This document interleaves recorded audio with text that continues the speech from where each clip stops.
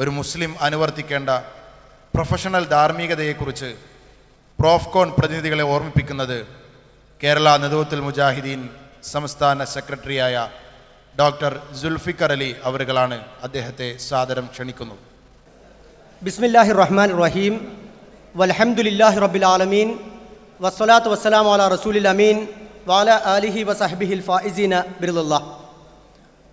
അഭിവന്ദ്യരായ സഹോദരന്മാരെ, സഹോദരിമാരെ,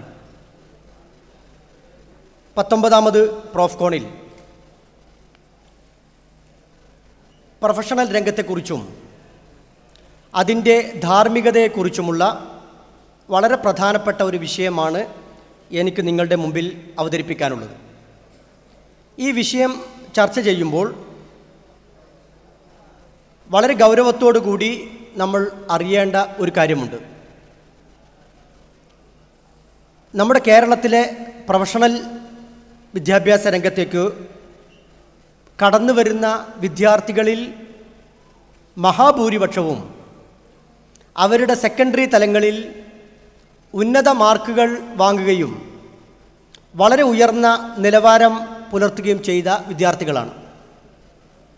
ഇന്ത്യയിലെ മറ്റ് സംസ്ഥാനങ്ങളിലും ഈ അവസ്ഥ വിഭിന്നമല്ല. എന്നാൽ പാശ്ചാത്യ രാജ്യങ്ങളിൽ ഉള്ള കണക്കുകൾ സൂചിപ്പിക്കുന്നത് ഏറ്റവും കൂടുതൽ അക്കാദമിക നിലവാരം പുലർത്തുന്ന ആളുകൾ ഡോക്ടറോ എഞ്ചിനീയറോ അല്ലാത്ത മറ്റു മേഖലകളിലേക്ക് പ്രവേശിക്കുന്നു എന്നുള്ള ഒരവസ്ഥയാണ് പാശ്ചാത്യ രാജ്യങ്ങളിൽ. എന്നാൽ ഇന്ത്യയിൽ, കേരളത്തിൽ പ്രത്യേകിച്ചും ഉയർന്ന അക്കാദമിക നിലവാരമുള്ള, പഠന നിലവാരമുള്ള, ബുദ്ധിവൈഭവമുള്ള വിദ്യാർത്ഥികൾ പ്രൊഫഷണൽ വിദ്യാഭ്യാസ കേന്ദ്രങ്ങളിലേക്കാണ് പ്രവേശിക്കുന്നത്. അതുകൊണ്ട് തന്നെയാണ് ഈ വിഷയം ഏറെ പ്രസക്തമാകുന്നതും. സമൂഹത്തിൻ്റെ ദൈക്ഷണികമായ സത്ത ഉൾക്കൊണ്ടുന്ന ക്രീം ഓഫ് ദി സൊസൈറ്റി എന്നൊക്കെ വിളിക്കപ്പെടുന്ന ഒരു വിഭാഗം, നമ്മുടെ കരിയറിൻ്റെ ഒരു വലിയ വിഭാഗം പഠനത്തിന് വേണ്ടി, ഗവേഷണത്തിന് വേണ്ടി, ബിരുദങ്ങൾക്ക് വേണ്ടി, ബിരുദാനന്തര ബിരുദങ്ങൾക്കും അംഗീകാരങ്ങൾക്കും വേണ്ടി ചിലവഴിക്കുകയും ശിഷ്ടമുള്ള കുറച്ചു കാലം ജീവിക്കാൻ വേണ്ടി അല്ലെങ്കിൽ തൊഴിലെടുക്കാൻ വേണ്ടി കടന്നു തൂങ്ങുന്ന ഒരു കാഴ്ചയാണ് നമുക്ക് കാണാൻ സാധിക്കുന്നത്. അത് നമുക്ക് മനസ്സിലാകണമെങ്കിൽ ഒരു MBBS വിദ്യാർത്ഥി ഫസ്റ്റ് ഇയർ MBBS തുടങ്ങി ഹൗസ് സർജൻസി തുടങ്ങുന്നത് വരെയുള്ള കാലയളവിൽ ഏതാണ്ട് 220 പരീക്ഷകൾ അഭിമുഖീകരിക്കുന്നു എന്നുള്ള ഞെട്ടിപ്പിക്കുന്ന വാർത്ത ഇന്ത്യയിലല്ലാതെ മറ്റെവിടെയും കേൾക്കാൻ സാധിക്കുകയില്ല. 220ഓളം പരീക്ഷകൾ. ഇനി ഏത് ചെറിയ പരീക്ഷയാകട്ടെ വലിയ പരീക്ഷയാകട്ടെ, ആ പരീക്ഷയ്ക്ക് വേണ്ടി ഏതാണ്ട് അഭിമുഖീകരിക്കേണ്ടി വരുന്നത് 220ഓളം പരീക്ഷകൾ അഭിമുഖീകരിക്കേണ്ടി വരുന്നു. അപ്പോൾ അതിനുവേണ്ടി അവരനുഭവിക്കുന്ന കഷ്ടപ്പാട്, ത്യാഗം, മാനസികമായ പ്രയാസങ്ങൾ, പീഡനങ്ങൾ എല്ലാം നിലനിർത്തിക്കൊണ്ട് ഇവർ കടന്നു വരുന്ന ഒരു സൊസൈറ്റിയിൽ, ഒരു സമൂഹത്തിൽ ഉണ്ടാകേണ്ട മാറ്റങ്ങളെക്കുറിച്ച് നമ്മളൊന്ന് ആലോചിച്ച് നോക്കുക. കഴിഞ്ഞ ദിവസങ്ങളിൽ എൻട്രൻസ് പരീക്ഷയ്ക്ക്, മെഡിക്കൽ എഞ്ചിനീയറിംഗ് എൻട്രൻസ് പരീക്ഷയ്ക്ക് പ്രിപ്പയർ ചെയ്യുന്ന കുറച്ച് വിദ്യാർത്ഥികളുടെ കൗൺസിലിംഗ് സംബന്ധമായി സംസാരിക്കാൻ ഉള്ള അവസരം ഉണ്ടായപ്പോൾ അതിൽപ്പെട്ട ചില കുട്ടികൾക്ക് നിരന്തരമായി തലകറക്കം അനുഭവപ്പെടുന്നു, ചില കുട്ടികൾക്ക് നിർത്താത്ത ഛർദി അനുഭവപ്പെടുന്നു, തലവേദന വരുന്നു. അങ്ങനത്തെ ഒരുപാട് സൈക്കോസൊമാറ്റിക് ഇൽനെസ് എന്ന് പറയുന്ന അസുഖങ്ങൾ വരുന്ന കുട്ടികളിൽ നടത്തിയ അവിടെ സംസാരിച്ചപ്പോൾ 2 കുട്ടികൾ പറഞ്ഞ മറുപടി ഏറെ പ്രയാസങ്ങൾ ഉണ്ടാക്കിയിരുന്നു. ഒരു കുട്ടിയോട് സംസാരിച്ചപ്പോൾ ആ കുട്ടി പറയുന്നത്, അച്ഛനും അമ്മയും പറഞ്ഞിട്ടുണ്ട് എൻട്രൻസ് ക്വാളിഫൈ ചെയ്യാതെ ഈ വീട്ടിലേക്ക് കയറണ്ട എന്ന്. ട്രെയിനിങ്ങിന് പോകുന്ന, നിങ്ങളൊക്കെ പല ആൾക്കാരും പോയിട്ടുണ്ടാവുമല്ലോ, കോച്ചിങ്ങിന് പോയ 11ാം ക്ലാസ് 12ാം ക്ലാസ്സിൽ പഠിക്കുന്ന ഒരു വിദ്യാർത്ഥിയോട് പറയുന്നത്, ഇതിൽ ക്വാളിഫൈ ചെയ്തില്ലെങ്കിൽ, MBBSോ എഞ്ചിനീയറിങ്ങോ കിട്ടിയിട്ടില്ലെങ്കിൽ നീ വീട്ടിലേക്ക് കയറണ്ട എന്ന് സ്നേഹപൂർവ്വം ഒരു മാതാപിതാക്കൾ പറഞ്ഞതാകും. രണ്ടാമതൊരാളോട് പറഞ്ഞിട്ടുള്ളത് നേരെ തിരിച്ച്, മാനസികമായി പ്രയാസപ്പെടുന്ന മോളെ, നിന്നെപ്പം പഠിപ്പിക്കാൻ വേണ്ടിയിട്ട് ഈ കോച്ചിങ് സെൻറ്ററിൽ കൊടുത്ത 1 ലക്ഷം രൂപ നിൻ്റെ അച്ഛന് ഹാർട്ട് ഓപ്പറേഷന് വേണ്ടി ഞങ്ങൾ എടുത്തു വെച്ച പൈസയാണെന്ന്. ഒന്ന് ആലോചിച്ച് നോക്ക്, ആ കുട്ടി പഠിക്കുമ്പോൾ ഒരു വിഷമം ഒന്ന് ആലോചിച്ച് നോക്ക്. ഹാർട്ട് ഓപ്പറേഷൻ നടത്താൻ വേണ്ടി, അച്ഛന് ഹാർട്ട് ഓപ്പറേഷൻ നടത്താൻ വേണ്ടി എടുത്തു വെച്ച പൈസയാണ് എൻട്രൻസ് കോച്ചിങ് ക്യാമ്പിൽ നിനക്ക് വേണ്ടി ഞാൻ വെച്ചിട്ടുള്ളത്. അതുകൊണ്ട് മോനെ നീ എങ്ങനെയെങ്കിലും പഠിക്കടാ എന്ന് ഇവരോട് പറയുന്നു. ഇത്രയും സ്ട്രെസ്സുകൾക്കിടയിൽ വെച്ചുകൊണ്ട് ഞാൻ അതിൻ്റെ മാനസികം അതൊന്നും നമ്മുടെ ഈ വിഷയത്തിൽ ഡയറക്റ്റ് വരാത്തത് കൊണ്ട് ഞാൻ അതിനെപ്പറ്റി കൂടുതൽ സംസാരിക്കുന്നില്ല.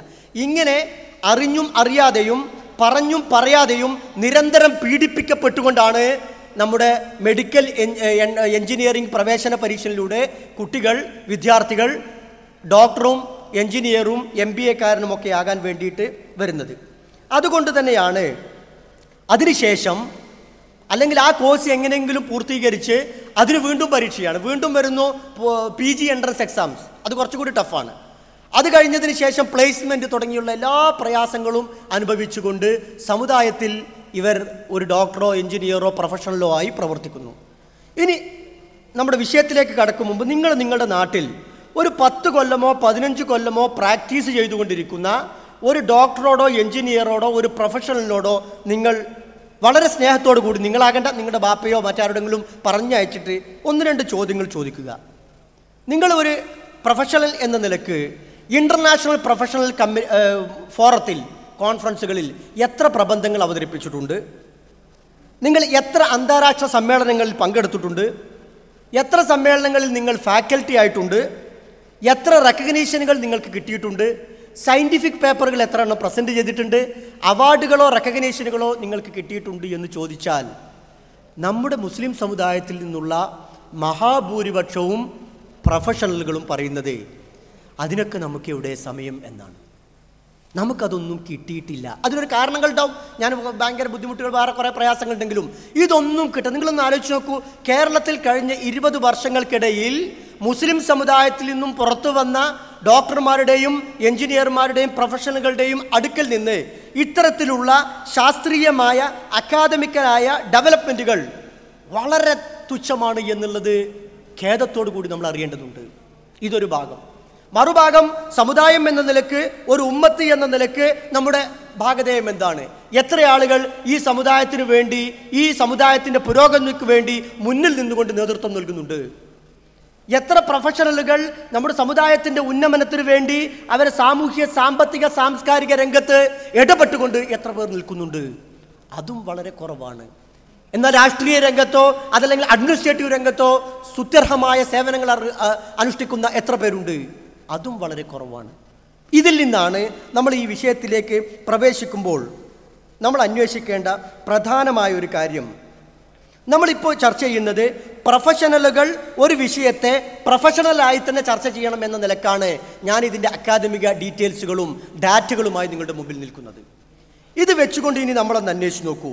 ഇവിടെ സാധാരണ ഈ പ്രൊഫഷണൽ കോഴ്സ് കഴിഞ്ഞുകൊണ്ട് കഴിയുന്ന ഒരു കുട്ടിയോട്, ഞാൻ സ്ഥിരമായി ഇപ്പോൾ ഏകദേശം ഒരു 15 വർഷത്തോളമായി ഒരു മെഡിക്കൽ കോളേജിൽ അധ്യാപകനായിക്കൊണ്ട് പ്രവർത്തിക്കുന്നൊരു വ്യക്തിയാണ് ഞാൻ പല ആൾക്കാരോടും പോകുന്ന വിദ്യാർത്ഥികൾ ചോദിക്കും, നിങ്ങൾ ഇനി എന്താ ചെയ്യുക?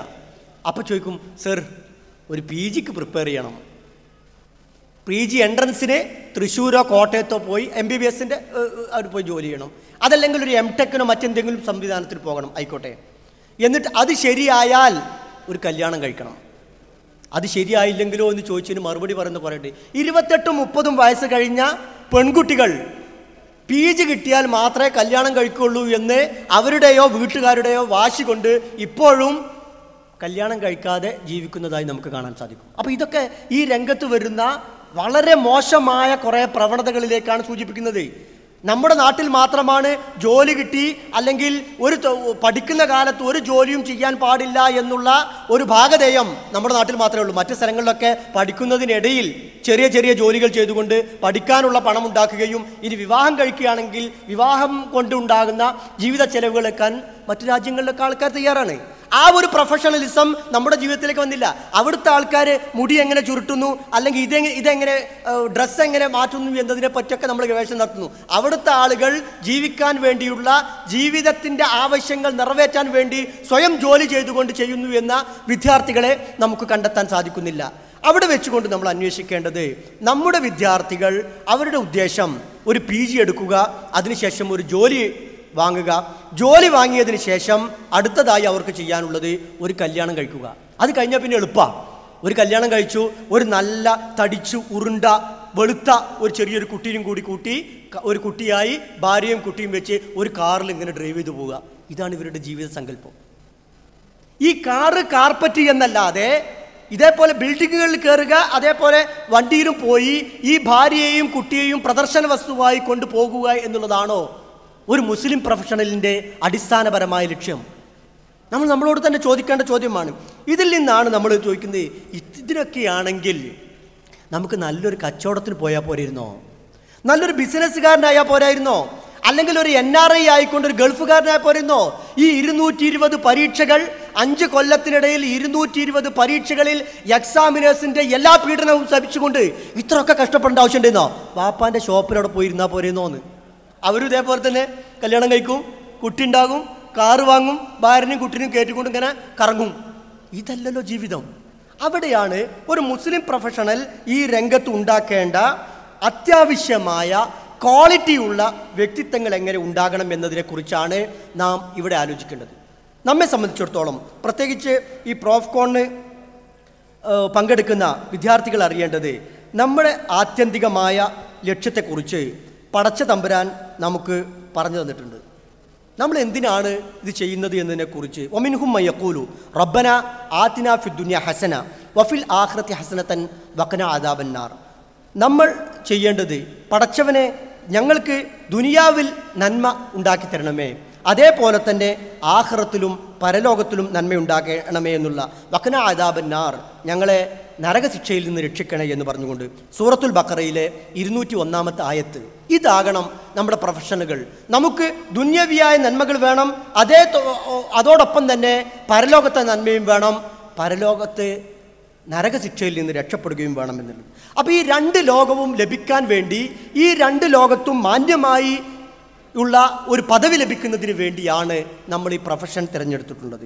അതാണ് പടച്ചവൻ പറഞ്ഞത്. നമ്മൾ ഏത് കോഴ്സിന് പഠിക്കുമ്പോഴും കോഴ്സ് കഴിയുമ്പോഴും നമ്മൾ ആലോചിക്കേണ്ടത് സൂറത്തുൽ മുൽക്കിലെ 2-ാമത്തെ ആയത്ത്, അല്ലദീ ഖലഖൽ മൗത വൽ ഹയാത്ത ലിയബ്ലുവക്കും അയ്യുക്കും അഹ്സനു അമല വഹുവൽ അസീസുൽ ഗഫൂർ എന്ന് പറഞ്ഞിട്ട്, നിങ്ങൾക്ക് ഈ മരണവും ജീവിതവും നിശ്ചയിച്ചിട്ടുള്ളത് ലിയബ്ലുവക്കും, നിങ്ങളെ പരീക്ഷിക്കാനാണ്, അയ്യുക്കും അഹ്സനു അമല, നിങ്ങൾ ആരാണ് നല്ല ഒരു അമൽ ചെയ്യുന്നത് എന്ന്, നിങ്ങൾ നല്ല പ്രവൃത്തി ചെയ്യുന്നത് എന്ന് നമ്മളെ പരീക്ഷിക്കാൻ വേണ്ടിയാണ്.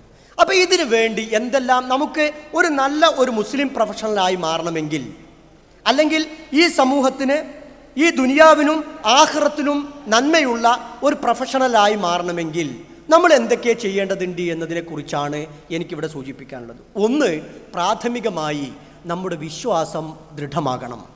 വിശ്വാസം ദൃഢമാകണം എന്നുള്ളത് കൊണ്ട് ഉദ്ദേശിച്ച് കണിശമായ തൗഹീദ്, ഏകദൈവ ആരാധനയിൽ അധിഷ്ഠിതമായ വിശ്വാസം നമ്മളുണ്ടാകണം. അത് കഴിഞ്ഞ ദിവസങ്ങളിൽ നിങ്ങൾ വളരെ വിശദമായി കേട്ടതുകൊണ്ട് ഞാനത് വിശദീകരിക്കുന്നില്ല. നമ്മൾ അറിയേണ്ടത്, നമ്മൾ പരീക്ഷയിൽ ഈ വിശ്വാസം പരീക്ഷിക്കപ്പെടുന്നത് പലപ്പോഴും പരീക്ഷയോട് ബന്ധപ്പെട്ടുകൊണ്ടായിരിക്കും. പരീക്ഷയുടെ തലേന്ന് ആരെങ്കിലും വന്നുകൊണ്ട് പറയാണ്, ഇത് ഞങ്ങൾ ഇവിടുന്ന് ചെയ്ത ഒരു സാധനമാണ്, ഇന്ന സ്ഥലത്ത് പൂജിച്ച് വന്നൊരു സാധനമാണ്. ഇപ്പോൾ ഒന്ന് ആലോചിച്ച് നോക്കൂ, വിദ്യാർത്ഥികളെ പറ്റിക്കാൻ വേണ്ടി ഓരോ തങ്ങന്മാർ രംഗത്ത് വന്നിരിക്കുന്നു. അവർ ഒരു കിറ്റ്, എക്സാമിനേഷൻ സ്പെഷ്യൽ കിറ്റ്, അതിൽ ഒരു മന്ത്രിച്ചൂതിയ പെന്ന്, അതോടൊപ്പം തന്നെ ഒരു നെയ്യ്, ഒരു തൈലം, എന്നിട്ട് കെട്ടാനൊരു നൂലും വെച്ചുകൊണ്ടായാൽ പരീക്ഷ നിങ്ങൾ സുഗമമായി നിങ്ങൾ ജയിക്കും. അതിൻ്റെ ഒരു കാറ്റലോഗ് പറയുന്നത് നന്നായി പഠിച്ചിരിക്കുകയും വേണമെന്ന്. മുമ്പൊരാൾ പറഞ്ഞ തമാശ ഉണ്ട്, ഒരു പേപ്പട്ടി ഓടി വരുമ്പോൾ എൻ്റെ ഗുളിക കഴിച്ചുകൊണ്ട് നേരെ മരത്തുമ്മ കയറിയാൽ മതി എന്ന് പറഞ്ഞു. ഇയാൾ ഗുളിക കഴിച്ചാലും കഴിച്ചില്ലെങ്കിലും മരത്തുമ്മ കയറിയ പേപ്പട്ടി കടിക്കാതെ രക്ഷപ്പെടും എന്ന് പറഞ്ഞ പോലെ, ഇതേപോലെ ഈ തങ്ങന്മാരും മുസ്ലിയാക്കന്മാരും സ്വാമിമാരും സിദ്ധന്മാരും ഒക്കെയും പറ്റിക്കാൻ വേണ്ടി വരും. അവിടെ നമ്മളെ വിശ്വാസമാണ് ചോദ്യം ചെയ്യപ്പെടുന്നത്, നമ്മുടെ ഈമാൻ ചോദ്യം ചെയ്യപ്പെടുന്നത്. ഇതൊന്ന് ഈ നെയ്യ് പുരട്ടിയിട്ട് നീ പോയാൽ, അല്ലെങ്കിൽ ഈ ഒരു പൗഡർ നിന്റെ തലയിൽ പുരട്ടിയിട്ട് നീ പോയാൽ പരീക്ഷ എളുപ്പമാകും. അതല്ലെങ്കിൽ ഇതൊരു പ്രത്യേകമായി പൂജിച്ചെടുത്തൊരു പെന്നാണ്, ഇതുകൊണ്ട് എഴുതിയാൽ രക്ഷപ്പെടുമെന്ന് പറഞ്ഞാൽ അതിൻ്റെ അർത്ഥം നമ്മുടെ വിശ്വാസത്തിൽ കളങ്കം വന്നിരിക്കുന്നു എന്നാണ്. അപ്പം ആ വിശ്വാസരംഗം നാം കണിശമായി കളങ്കരഹിതമായി മാറ്റുക. രണ്ടാമത്, നമുക്ക് മാതൃകാപരമായി ജീവിക്കാൻ സാധിക്കണം. ഇവിടെ സൂചിപ്പിച്ചു, നമ്മുടെ സ്വഭാവത്തിൽ, നമ്മുടെ പെരുമാറ്റത്തിൽ ഒരു മുസ്ലിം പ്രൊഫഷണൽ എന്നുള്ള നിലക്ക് വ്യത്യാസങ്ങൾ ഉണ്ടാകണം. ഒരു മുസ്ലിം എന്ന നിലക്ക് തീർച്ചയായും വ്യത്യാസമുണ്ടാകും. മുസ്ലിം പ്രൊഫഷണൽ എന്ന നിലക്ക് അതിലൊരു പ്രൊഫഷണലായ ഒരു സമീപനം കൂടി വേണം. ഞാനൊരു ഉദാഹരണം പറയട്ടെ. പല കോളേജുകളിൽ നിന്നും ഇസ്ലാം മതം സ്വീകരിച്ചുകൊണ്ട് പിന്നീട് കുറച്ച് കാലത്തിന് ശേഷം ഇസ്ലാമികം സ്വീകരിച്ച ആളുകളുമായി വ്യക്തിപരമായി സംസാരിച്ചപ്പോൾ അവർ പറഞ്ഞൊരു പോയിന്റ്, എൻ്റെ കൂടെ എൻ്റെ ബാച്ചിൽ ഒരു ആൺകുട്ടി ഉണ്ടായിരുന്നു, അല്ലെങ്കിൽ ഒരു പെൺകുട്ടി ഉണ്ടായിരുന്നു. ആ കുട്ടിയുടെ സ്വഭാവം, പെരുമാറ്റം, ദൃഢത, അതേപോലെയുള്ള ജീവിതത്തിലുള്ള നിഷ്കർഷത, ഇത് എന്നെ പഠിക്കുന്ന കാലത്ത് തന്നെ എനിക്കൊരു ആദരവും ബഹുമാനവും ഉണ്ടായിരുന്നു. ഞാൻ ആലോചിച്ചിരുന്നത് ഇത്രയൊക്കെ നല്ല സ്വഭാവവും പെരുമാറ്റവും ഉള്ള ഒരു വ്യക്തിയുടെ മതവും നന്നായിരിക്കുമല്ലോ എന്ന് ഞാൻ അന്നേ ആലോചിച്ചിരുന്നു എന്ന്. ഇനിയൊന്ന് ആലോചിച്ച് നോക്ക്, നമ്മുടെ കൂടെ റൂംമേറ്റ് ആയിട്ട് 5 കൊല്ലം കൂടെ നിന്ന ഒരാൾ, അയാൾക്ക് നമ്മുടെ മതത്തെക്കുറിച്ച് ഒന്നും അറിയില്ല, നമ്മളൊന്നും പറഞ്ഞില്ല. ബാക്കിയൊക്കെ നമ്മൾ വാട്സാപ്പിലൂടെ എന്ത് ഡൗൺലോഡ് ചെയ്യാം, ഏത് അപ്ലോഡ് ചെയ്യാം, പാസ്വേഡ് എങ്ങനെ ക്രാക്ക് ചെയ്യാം എന്നൊക്കെ നമ്മൾ പഠിപ്പിച്ചെടുത്തിട്ടുണ്ട്. നമ്മൾ ഇങ്ങനെ മരിച്ചു പോയതിൻ്റെ ശേഷം ഒരു ജീവിതമുണ്ട്, അത് ഞാൻ വിശ്വസിക്കുന്നു. നീ എന്തെങ്കിലും നമ്മൾ പലജാതി ചാറ്റുകൾക്കിടയിൽ നമ്മുടെ പരലോകത്തെക്കുറിച്ച് ഒന്ന് പറഞ്ഞു കൊടുത്തിട്ടുണ്ടെങ്കിൽ അപ്പം ചിലപ്പോൾ അവൻ ചിലപ്പോൾ കളിയാക്കിയിട്ടോ തമാശയായിട്ടോ ചിരിച്ചിട്ടോ എന്നെ കാക്കയാക്കുകയാണോ എന്നെ മേത്തനാക്കുകയാണോ എന്നൊക്കെ ചോദിച്ചിട്ട് തമാശ പറഞ്ഞു പോകും. പക്ഷേ ജീവിതത്തിൽ ഒരു സന്നിഗ്ധ ഘട്ടത്തിൽ വെച്ച് എനിക്ക് പരിചയമുള്ള ഒരു പ്രൊഫഷണലുണ്ട്. അവർ ഡൈവോഴ്സിൻ്റെ വക്കത്ത് വെച്ചുകൊണ്ട് ഡിവോഴ്സ് ചെയ്യാൻ വേണ്ടിയിട്ടുള്ള ഒരു ശ്രമത്തിൻ്റെ ഇടയ്ക്ക് ഇന്നായപ്പോൾ അവർക്ക് ഓർമ്മ വന്നത് ഇതേപോലെയുള്ളൊരു പ്രോഫ്കോണിൽ വെച്ചുകൊണ്ട് ഒരു CD, അവിടുന്ന് കേട്ടൊരു CD-യിൽ പടച്ചവനെ പറ്റി പറയുകയും ഇങ്ങനെ പറയുമ്പോൾ അവർ ആത്മഹത്യ വേണോ, ഡൈവോഴ്സിനോട് ബന്ധപ്പെട്ട് ആത്മഹത്യ വേണോ എന്ന് അന്വേഷിച്ചിരുന്ന ഒരു അമുസ്ലിം സ്ത്രീ നമ്മുടെ ഒരു CD കേട്ടുകൊണ്ട് ജീവിതത്തിലേക്ക് തിരിച്ചു വന്നു എന്ന് പറയുമ്പോൾ നമ്മുടെ പെരുമാറ്റം, നമ്മുടെ ജീവിതം വിശുദ്ധമാണെങ്കിൽ കുറേ ആളുകൾ മറ്റുള്ളവർക്ക് മാതൃകയായിക്കൊണ്ട് നമുക്ക് ഇതിൽ മുന്നോട്ട് പോകാൻ സാധിക്കും. അതുകൊണ്ടാണ് നമ്മൾ പറയുന്നത് ഈ വിശ്വാസരംഗം മാതൃകാ ജീവിതം. നമ്മുടെ പ്രവർത്തന രംഗത്ത് നമ്മൾ ശ്രദ്ധിക്കേണ്ട പ്രധാനപ്പെട്ട വിഷയം, നമസ്കാരത്തിൻ്റെ കാര്യത്തിൽ നമ്മൾ പലപ്പോഴും അത്ര ശ്രദ്ധ ഉണ്ടാകാറില്ല. ഹോസ്റ്റലിൽ താമസിക്കുന്ന ആൾക്കാർ ഇന്ന് നിസ്കരിച്ച്, ഞാൻ പലപ്പോഴും ചില കുട്ടികളൊക്കെ ചോദിക്കുക ഇന്ന് നിസ്കരിച്ചെന്നോ ചോദിച്ചാൽ അവർ പറയും നിസ്കരിച്ച് എത്ര മണിക്കെന്ന് പറയുമ്പോൾ ഇങ്ങനെ തലവിട്ടിട്ട് പറയും 7:15, 7:30, 8:15 നിസ്കരിച്ചു. അപ്പം നമ്മൾ കണിശമായ ഒരു ജീവിത രീതി നമുക്കുണ്ടെങ്കിൽ ഒന്ന് ആലോചിച്ച് നോക്കൂ, സുബഹിക്ക് തന്നെ നമുക്ക് ജമാഅത്തായിട്ട് നമസ്കരിക്കാൻ കഴിഞ്ഞാൽ ആ ദിവസത്തിൽ നമുക്ക് 1.5 മണിക്കൂർ അല്ലെങ്കിൽ 2 മണിക്കൂർ പ്രൈം ടൈം നമുക്ക് കിട്ടുകയാണ്. അപ്പോൾ ഒരു പ്രൊഫഷണൽ എന്ന നിലയ്ക്ക് അപ്പം നമ്മൾ നമ്മുടെ ജോലി തുടങ്ങിയാൽ 5 മണിക്ക് എണീറ്റിട്ട് നമ്മൾ നിസ്കരിച്ച് പ്രാഥമിക കൃത്യങ്ങളൊക്കെ കഴിഞ്ഞ് നമസ്കരിച്ച് നമ്മൾ പഠനം തുടങ്ങിക്കഴിഞ്ഞാൽ ആ 2 മണിക്കൂർ മതി മികച്ച അക്കാദമിക നിലവാരമുള്ള ഒരു വിദ്യാർത്ഥിയാകാൻ വേണ്ടി. അപ്പം നമസ്കാരത്തിൻ്റെ പ്രത്യേകിച്ച് സ്പോർട്സ് ഡേ, ആർട്സ് ഡേ, ഫെസ്റ്റിവലുകൾ, ഇങ്ങനെയുള്ള പരിപാടിയുള്ള ദിവസം നമസ്കാരം അലംഭാവപ്പെടാൻ പാടില്ല. അത് നമ്മൾ കൃത്യമായിട്ട് നിസ്കാരം നഷ്ടപ്പെട്ടു പോകുന്നുണ്ടെങ്കിൽ അതിന് മനസ്സിലാകുക അവിടെ നമ്മൾ പിശാച് നമ്മുടെ കൂടെ കൂടിയിട്ടുണ്ട് എന്ന്. അപ്പോൾ ഏത് ബുദ്ധിമുട്ടാണെങ്കിലും ഞാനൊന്ന് നിസ്കരിച്ച് വരാമെന്ന് പറയുമ്പോൾ നമുക്ക് ഇതുണ്ടാവും. പിന്നെ പ്രത്യേകിച്ച് നമസ്കരിച്ച് വരാം എന്ന് അമുസ്ലിം സുഹൃത്തുക്കളോട് നമ്മൾ പ്രഖ്യാപിക്കുമ്പോൾ അതിന് വേറൊരു മെച്ചമുണ്ട്. അത് കഴിഞ്ഞതിന് ശേഷം എന്തെങ്കിലും ഒരു അലമ്പ് വർത്തമാനമോ എന്തെങ്കിലും ഒരു മോശപ്പെട്ട കാര്യത്തിൽ പോകുമ്പോൾ അപ്പം ആ മുസ്ലിം വിദ്യാർത്ഥി ചോദിക്കും, അല്ല ഇപ്പം നിസ്കരിച്ച് വന്ന ഒരാളല്ലേ എന്ന് ചോദിക്കും. അപ്പോൾ നമുക്കത് ഇന്ന് എന്ത് ചെയ്യാം, ചെയ്യാതെ തന്നെ മാറി നിൽക്കാൻ മറ്റുള്ളവരുടെ പ്രൊട്ടക്ഷൻ നമുക്ക് കിട്ടും. മറ്റുള്ളവർ നമ്മൾ ഓർമ്മിപ്പിക്കും, നീ ഒരു MSMൻ്റെ ആളല്ലേ, നീ 3 ദിവസം പ്രോഫ്കോൺ എന്ന് പറഞ്ഞ സമ്മേളനത്തിനൊക്കെ പോയി നന്നാകാൻ വേണ്ടി പോയ മനുഷ്യനല്ലേ എന്ന് പോയി എന്നറിയുന്ന മറ്റ് വിദ്യാർത്ഥികൾ നമ്മോട് ചോദിക്കുക എന്നുള്ളത് സമൂഹം നമുക്കുണ്ടാക്കി തരുന്നൊരു ബോണ്ടേജാണ്. നമ്മളങ്ങനെ പിടിച്ചു വെക്കുകയാണ്, നമ്മളിങ്ങനെയാണ് ഞാനൊരു മാന്യമായി നമസ്കരിക്കുന്ന വിശ്വാസിയായ ഒരു വ്യക്തിയാണ് എന്നുള്ളത്. പിന്നീട് നമ്മൾ ശ്രദ്ധിക്കേണ്ട ഒരു വിഷയം, നമ്മൾ നോളേജ്, അറിവിൻ്റെ കാര്യത്തിൽ വളരെ അലംഭാവമാണ്. ഞാനത് പറയാനുള്ള കാരണം, ചില സ്ഥലത്ത് ചോദിച്ചു നോക്കിയാൽ അവർ പഠിക്കുന്ന ബുക്ക് ഏതാ, ടെക്സ്റ്റ് ഏതാന്ന് ചോദിച്ചാൽ തന്നെ നമുക്ക് ആളെ വിലയിരുത്താൻ പറ്റും. നിങ്ങൾ പഠിക്കുന്ന ബുക്ക് ഏതാന്ന് ചോദിച്ചാൽ അവർ പറയുക നാട്ടിലുള്ള ലോക്കലായ ഏതെങ്കിലും ആൾക്കാർ ഇത് ചെറിയ കുട്ടി ബുക്ക് ഉണ്ടാവും, ഈ ഗൈഡ് പോലത്തെ ബുക്ക്, ഇത് വായിച്ചിട്ടാണ് പരീക്ഷയ്ക്ക് പോകുന്നത്. ആരെങ്കിലും ഇങ്ങനെ ഓരോരോ പുരുഷോത്തമൻ, ജയന്തി എന്നൊക്കെ പറഞ്ഞ ഓരോ ആൾക്കാർ എഴുതിയ ബുക്കുകളുണ്ടാവും. ഇങ്ങനത്തെ ബുക്ക് പഠിച്ചിട്ടാണ് സ്റ്റാൻഡേർഡായ പരീക്ഷയ്ക്ക് പോകുന്നത്. ഇൻ്റർനാഷണലായി നമ്മൾ എത്തേണ്ട ഒരാൾ അവൻ വായിക്കുന്നത് ലോക്കലായി ആലപ്പുഴയിൽ നിന്നും കൊല്ലത്തു നിന്നൊക്കെ എഴുതിയ ഏതോ ഡോക്ടറോ എഞ്ചിനീയറോ ഇരുന്ന ബുക്ക് വായിച്ചു പോയാൽ വളരെ അപകടകരമായ ഒരു രൂപത്തിലേക്കാണ് നമ്മൾ പോവുക. അതിന് കാരണം എന്താണെന്ന് വെച്ചാൽ, പണ്ടൊരു തമാശ കഥ പറയുന്നത്, ഞാൻ ആർക്കെങ്കിലും ഒരു ഉറക്കം വരണ്ടെങ്കിൽ ഒരു തമാശ പറയട്ടെ എന്നുള്ള നിലയ്ക്ക് പറയാണ്. ഒരു നാട്ടിൽ പ്രധാനപ്പെട്ട ഒരു വ്യക്തി ഉണ്ടായിരുന്നു, മഹല്ല് കാരണവർ, വില്ലേജിൻ്റെ പഞ്ചായത്ത് പ്രസിഡൻ്റൊക്കെ ആയ ഒരു വലിയൊരു ഉപ്പ, എല്ലാ കാര്യങ്ങളും കോംപ്രമൈസ് ഒക്കെ ചെയ്യുന്ന ആൾ. ഒരു ദിവസം മോനെ വിളിച്ചിട്ട് ചോദിച്ചു, നിനക്ക് എന്താകാനാ മോനെ ആഗ്രഹം എന്ന് ചോദിച്ചപ്പോൾ മോൻ ഇങ്ങനെ ആലോചിച്ചു, ബാപ്പാക്ക് നല്ല പൈസ ഉണ്ട്, അധികാരമുണ്ട്, കാര്യങ്ങളുണ്ട്, ദീനുണ്ട്. മോനിങ്ങനെ തല ചോർന്നിട്ട് പറഞ്ഞു, എനിക്ക് ബാപ്പാൻ്റെ മാതിരി ആയാൽ മതി എന്ന് പറഞ്ഞു. അപ്പോൾ ബാപ്പ തലയിൽ കൈ വെച്ചിട്ട് പറഞ്ഞു, അല്ലാ, ഉമർ ഖത്താബിനെ പോലെ ആകണം എന്ന് വിചാരിച്ച് പ്രവർത്തിച്ച ഞാൻ ഇപ്പോൾ ഒരു പഞ്ചായത്ത് പ്രസിഡൻറ്റും മഹല്ല് കമ്മിറ്റിൻ്റെ പ്രസിഡൻറ്റും ആയിട്ടുള്ളൂ. അപ്പോൾ എന്നെപ്പോലെ ആകാൻ വിചാരിച്ചാൽ നീ എന്താ ആകുക മോനെ എന്ന് ചോദിച്ചു. ആ പറഞ്ഞ പോലെയാണ് ഈ കുട്ടി ബുക്കുകളും ചെറിയ ഗൈഡ് ബുക്കൊക്കെ വായിച്ചാൽ ആ പരീക്ഷ തൽക്കാലം പാസ്സാകുമെന്നല്ലാതെ നാഷണൽ ലെവലിലോ ഇൻ്റർനാഷണലോ ലെവലിലുള്ള ഒരു പരീക്ഷകളിലും നമുക്ക് വിജയിക്കാൻ സാധിക്കില്ല. അപ്പോൾ അത് നമ്മൾ എന്താ വെച്ചാൽ എക്സലൻ്റ് ആയ ടെക്സ്റ്റ് ബുക്കുകൾ നോക്കുക, ലൈബ്രറി പോയിരിക്കണം. വെറുതെ ഈ ചാറ്റ് ചെയ്തുകൊണ്ട് ടി വിയിലോ അവിടെ ഇവിടെയൊക്കെ ഉള്ള ഓരോ തമാശ ലൈബ്രറി പോയിരിക്കുന്ന ശീലം ഉണ്ടാക്കി നോക്ക്. നല്ല വിജ്ഞാനം ഉണ്ടാവും നമുക്ക്. നമ്മൾ ആവശ്യമില്ല എന്ന് തോന്നുന്ന കുറേ കാര്യങ്ങൾ ലൈബ്രറിയിൽ നിന്ന് നമ്മുടെ തലയിലേക്ക് കയറും. അതിന് ലൈബ്രറി സൈക്കോളജി എന്ന് പറഞ്ഞ സാധനമുണ്ട്. നമ്മൾ ചിലപ്പോൾ മറിച്ച് നോക്കി എന്തോ ഒരു സാധനമായിരിക്കും, അതായിരിക്കും ചിലപ്പോൾ പരീക്ഷൻ്റെ അന്ന് നമ്മളോട് ചോദിക്കുന്നത്. അതോടൊപ്പം തന്നെ കൂടെ റബ്ബി സിദ്ദിനി ഇൽമാ എന്നുള്ള ദുആ നമ്മൾ പ്രാവർത്തികമാക്കുക. നമ്മുടെ മനസ്സിനകത്തുള്ള നെയ്യത്ത് ലക്ഷ്യം വളരെ പ്രധാനപ്പെട്ടതാണ്. നമുക്ക് ഹലാലായ ഒരു ജീവിത മാർഗമായി ഈ പ്രൊഫഷനെ മാറ്റാൻ കഴിയണം. നമ്മുടെ കുടുംബത്തിന്, നമ്മുടെ മാതാപിതാക്കൾക്ക്, നമ്മുടെ രക്ഷിതാക്കൾക്ക്, നമ്മുടെ സമൂഹത്തിന് ഒക്കെയും മെച്ചം കിട്ടുന്ന ഒരാളാകണമെങ്കിൽ നമ്മൾ മാന്യമായി ഇസ്ലാമികമായി ഈ പ്രൊഫഷൻ ചെയ്യണം. പാവപ്പെട്ടവർക്കൊരു ആശ്വാസമാകാൻ നമുക്ക് സാധിക്കണം. നമ്മുടെ മതത്തിൻ്റെ യശസ് ഉയർത്താൻ നമുക്ക് ഈ പ്രൊഫഷൻ ശരിക്കും ഉപയോഗിക്കാൻ പറ്റും. അയാൾ നല്ലൊരു ഉദ്യോഗസ്ഥനാണ്, മുസ്ലിമായ ഒരു ഉദ്യോഗസ്ഥനാണ്, കൈക്കൂലി വാങ്ങുലട്ടോ എന്ന് മറ്റു സമുദായത്തിൽപ്പെട്ട ഒരാൾ പറഞ്ഞാൽ അതിൻ്റെ ഗുഡ്വില് വാതുകൊണ്ട് കിട്ടില്ല, പ്രഭാഷണങ്ങൾ കൊണ്ട് കിട്ടില്ല. അയാൾ നല്ലൊരു ഡോക്ടറാണ്, അദ്ദേഹത്തിൻ്റെ അടുത്ത് വന്നാൽ തരികിട പരിപാടിയൊന്നുമില്ല, കൃത്യമായിട്ട് കാര്യം പറയും, മരുന്ന് തരും, മാറും. ഇങ്ങനെ വന്നാൽ അതിലേക്ക് നമ്മൾ മാറണം. നമ്മൾ കൈക്കൂലി ഇല്ലാതെ, അഴിമതി ഇല്ലാതെ, തമ്മാടുത്ത മറ്റു പരിപാടി കറപ്ഷനുകളൊന്നുമില്ലാതെ നമ്മൾ മുന്നോട്ട് പോകാൻ. കാരണം എന്താ? നമ്മൾ പടച്ചവനെ പേടിക്കുന്നു, നമ്മൾ വിജിലൻസുകാരെ പേടിക്കുന്നില്ല. നമുക്ക് പേടി അള്ളാനെയാണ്. നമ്മൾ വേറെ ഏതെങ്കിലും മീഡിയക്കാരെങ്ങനെ വരുന്നുണ്ടോന്നല്ല നമുക്ക് ബേജാറ്, നമുക്ക് പടച്ചവനെ പേടിയുണ്ട്.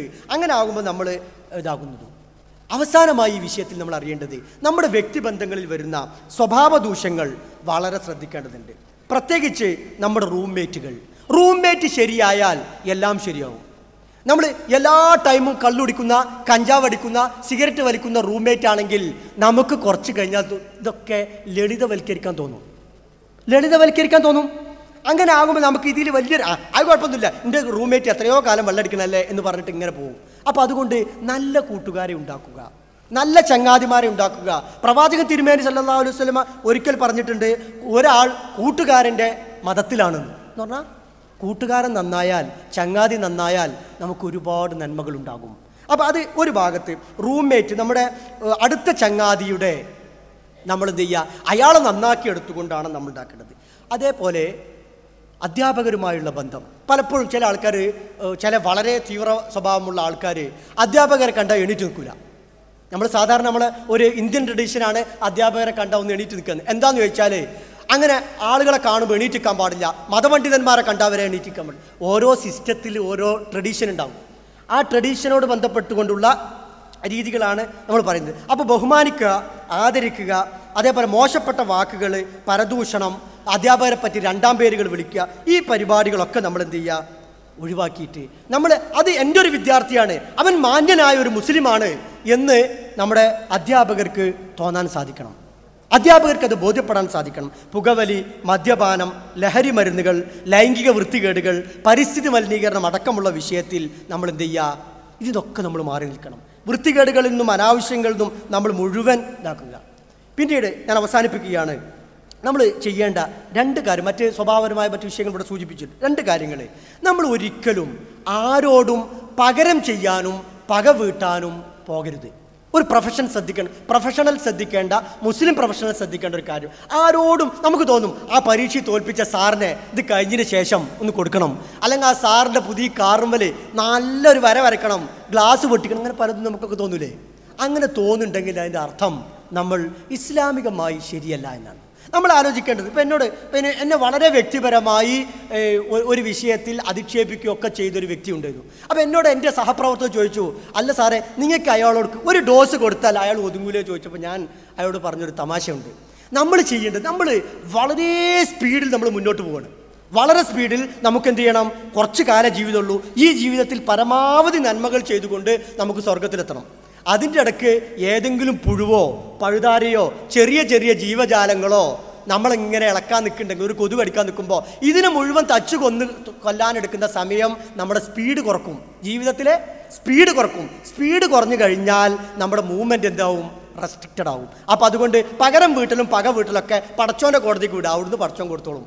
വിടുക, ക്ഷമിക്കുക, സഹിച്ചാൽ നമുക്കത് കിട്ടും. തെറ്റെന്തെങ്കിലും പറ്റിയാൽ അത് അംഗീകരിക്കുക, പൊറുക്കുക, മാപ്പ്. അതിനൊരു മടിയും വേണ്ട. നമ്മളെത്ര അബദ്ധം വന്നുപോയി, നമ്മൾ അറിയാതെ എന്തോ ഒരു ചെറിയ തെറ്റ് ചെയ്തു പോയി, നമുക്ക് വളരെ മോശമായ ഒരു കാര്യം നമ്മൾ പറ്റുപോയി, നമ്മൾ പറയാം തെറ്റുപറ്റിപ്പോയി, ഞാൻ പൊറുക്കലിനെ തൊടുക്കുന്നു, പരസ്യമായി മാപ്പ് പറയാനും പോലുമുള്ള തൻ്റെ ഇടം, ഇസ്ലാമികമായ ആത്മവിശ്വാസം അല്ല ഇസ്ലാമികമായ ആ കരുത്ത് പ്രൊഫഷണലുകൾക്ക് വേണം. അത് പ്രൊഫഷണലുകൾക്ക് മാത്രമേ ഉണ്ടാവുള്ളൂ. രാഷ്ട്രീയക്കാരനോ മറ്റുള്ള മൗലവിമാർക്കോ പണ്ഡിതന്മാർക്കോ ഒന്നും വല്ലാതൊന്നും ഉണ്ടാവില്ല. കാരണം അവരുടേതായ മറ്റു കാര്യങ്ങൾ ആലോചിക്കുക.